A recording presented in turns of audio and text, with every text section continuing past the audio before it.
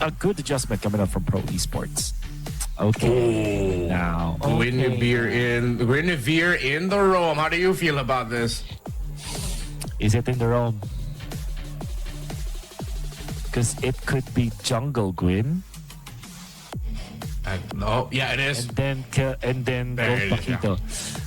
All right, I gotta say, the first 4 picks of ONIC, really good. The last pick, I'm not saying it's bad. I'm just saying that it's beyond my understanding. This is more of an ONIC thing, right? Carl TZ, when he went back in the Philippines, he went live and he practically lost his brain on how there is no late game insurance for the teams, but yet they keep on winning. And this will definitely grind Carl TZ's gears if he sees this composition. No marksman, no late game, purely early to the mid. It's really strong though in that stage of the game. And my God, do they have stuns. What is early game? What even is MLBB today? Just composition of ONIC and you'll see it. Aggressive trading to start things off in the middle. Kibo and Sans. This Belleric and this Valentina together against the Minotaur and Juicin. I'm sort of feeling though like that Valentina also came out somewhat blind, but they knew most likely. I have the strong feeling that they knew that the Minotaur was just coming out. It would have answered their lineup really well. Now theoretically, just looking at looking at the best heroes in the room. Now you can get yourself a good old nice Minoan Fury. You can just pop off at any time that you want, countering the dive and the engagements a pro wants to do, creating a little bit more space. Maybe this Guinevere, with all the crowd control now that they have for the roam mid trio, maybe it's really just like all utility. Like it's just a knockup machine. It's a keep myself alive so I can get objectives machine. And then it's really just all for Kelra and Lutby. This is a lineup maybe for the side laners to thrive.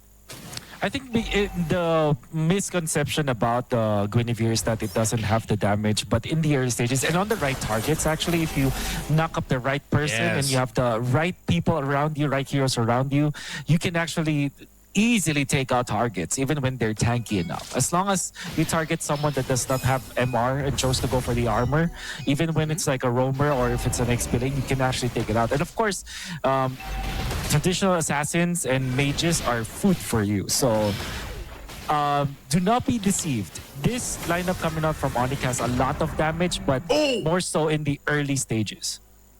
Oof. Oh my. That got paused in the middle of the fight as the ultimate of the Valentina cosplaying as a Minotaur went off. Mid-team fight, and it looks like ONIC was gonna win that one too.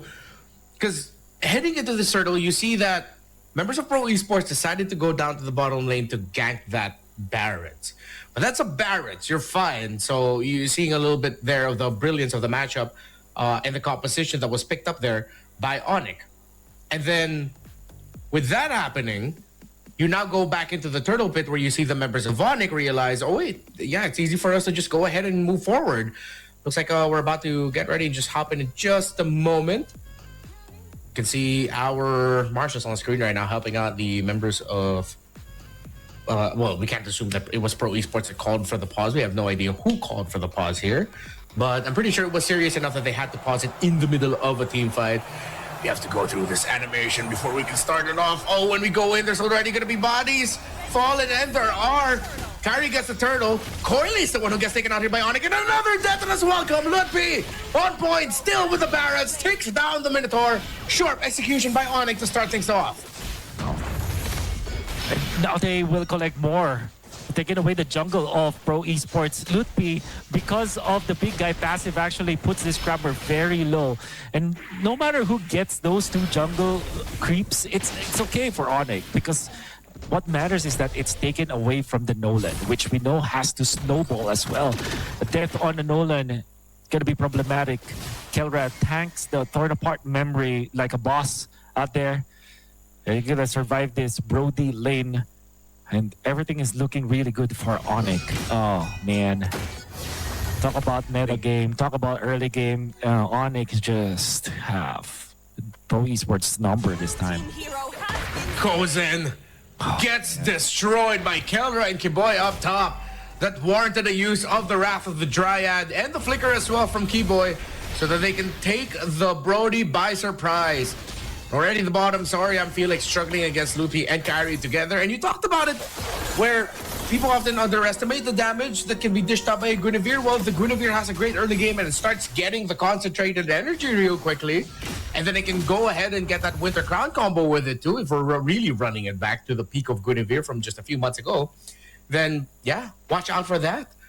Pro Esports have to find a way to level things out, and it's tricky. You try to dive the Paquito, it will survive and deal damage while taking down with you most likely, or he just gets away. Kyrie finds a jump and the burst and the combo.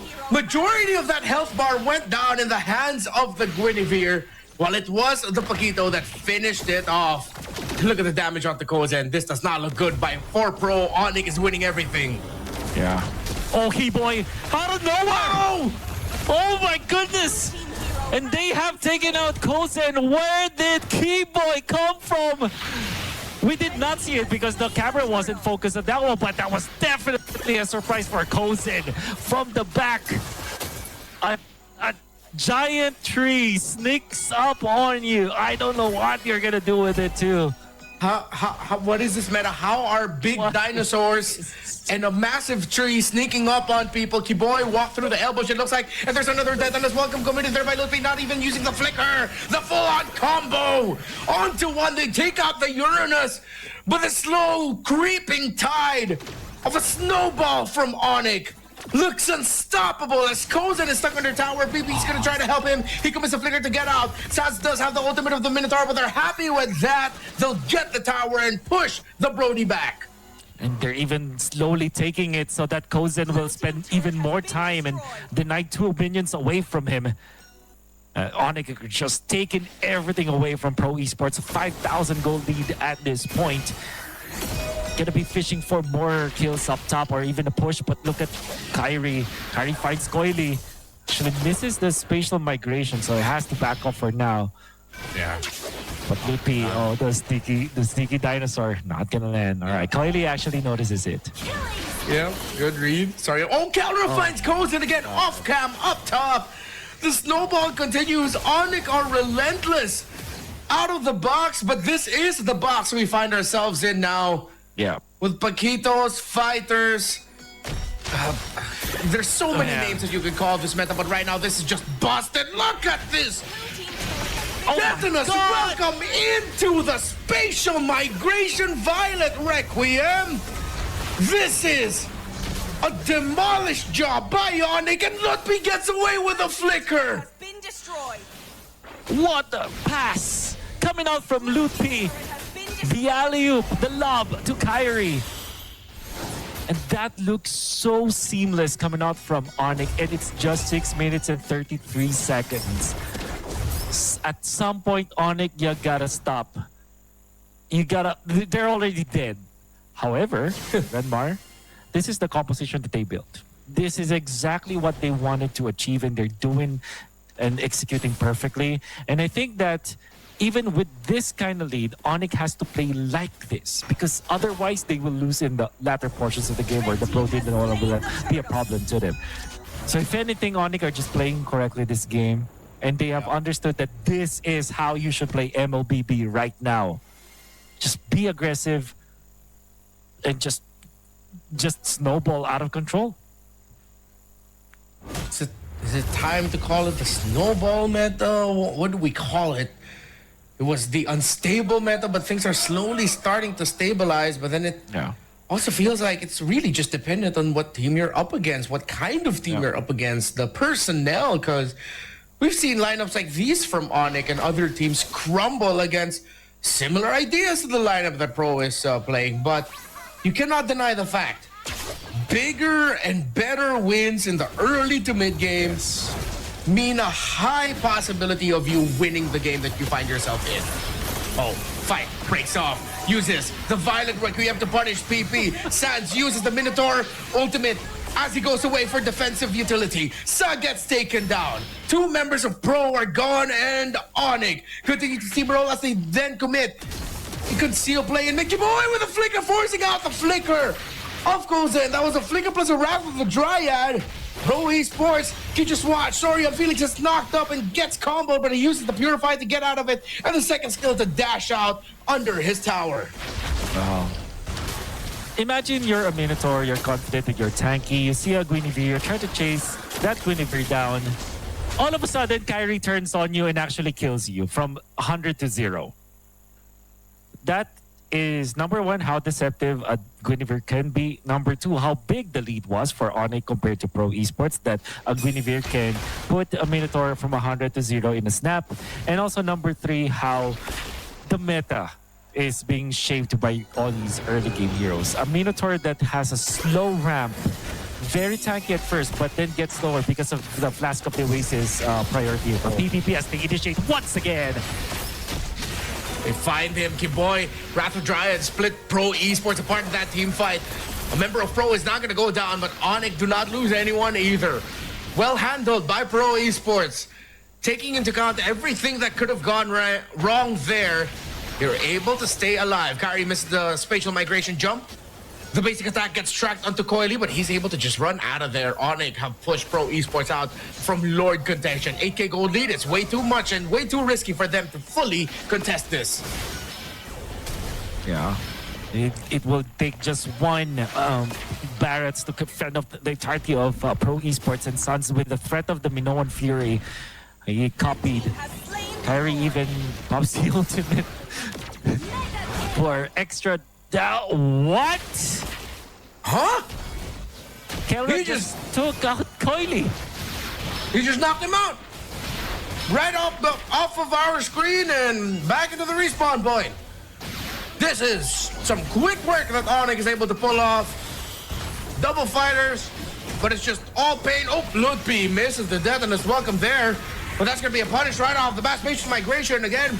But the response by PPP, he gets to launch off with the Minoan Fury. Here comes Kara from behind in a knockback. I believe that's also from Sans this time, stealing the ultimate off the Minotaur. Goes and falls. 2 members of Pro are gone, and ONIC continue this onslaught. Oh, they are indeed continuing. Kyrie been forcing Soria and Felix out, but that's a Uranus. So Uranus survives, but Holy Shields will be taken out. The turret up top will be taken out as well. Kelvin is low, but he put Coily low first. Coily has to run away. No damage from Pro Esports to follow it up with, especially with Kozen being taken out early into that fight. Right now, not available. Sans and Kyrie and Keyboy are pushing in the middle. They don't have a marksman, so it will not be as fast, but they do have the power of the big minions on their side. Taking inhibitor turrets at 11 minutes of game time. ONIC with the big guy Barretts, with their big minions, proving the age-old adage that size does matter. Size of your fists, size of your damage. There's no way for me to recover. The size of your dinosaur, the bigger it is, the better the result. In MLBB. In MLBB? Yeah. ONIC. I cannot. Unfortunately for Pro, it's really difficult to see a comeback angle from this. How, like, just running it down, even if they get to take out one, there's so many things that they have to deal with. It's not even like instant. It just creeps up on you like, oh my God!